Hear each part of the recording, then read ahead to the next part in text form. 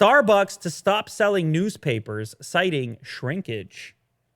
I didn't even know that Starbucks was selling newspapers, but they've been apparently been doing it for like 20 years. It's been kind of a thing that like you could pick up a New York Times at a Starbucks. I didn't know this.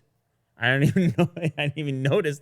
Are people reading newspapers? Well, they say that people were just taking the newspapers, not paying for them.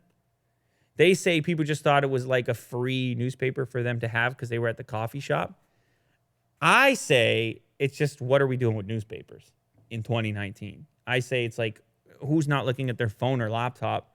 What do we got stacks of newspapers for? But anyhow, apparently they were still popular enough for people to steal because Starbucks cited shrinkage, which in retail terms, that term shrinkage implies just lost or shoplifted.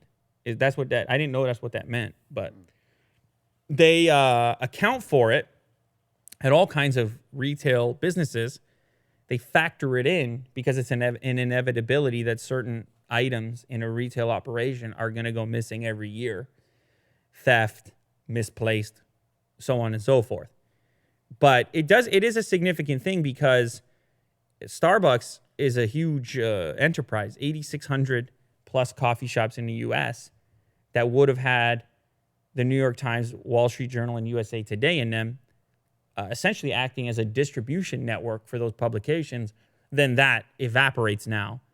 But also, apparently, according to the spokesperson here from Starbucks, they will also remove shelving fixtures that display whole bean coffee and different grab-and-go snacks. So, I don't know. I've actually bought whole bean coffee at Starbucks before. I buy the bag. Now, I don't think they're going to get away from selling that completely, but maybe they're going to change the fixtures because people are stealing stuff, which is kind of a surprise to me. You know, I never stole anything from Starbucks. Oh.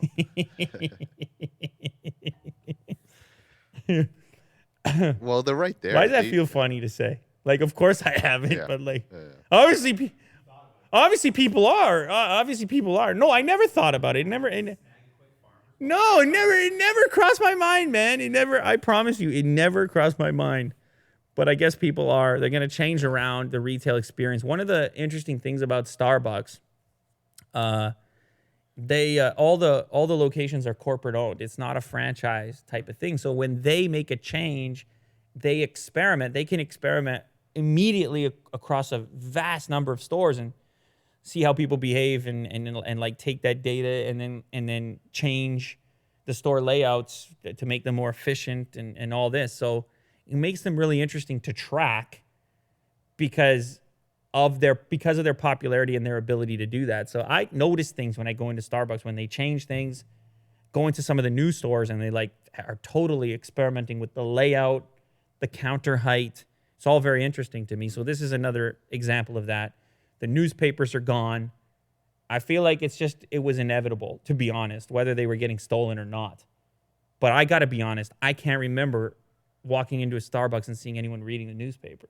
Like I think that's that's a different type of shrinkage. That's just a shrinkage in that whole media consumption method as a whole. But anyway, don't go to Starbucks to look for your Wall Street Journal. All right, it's over.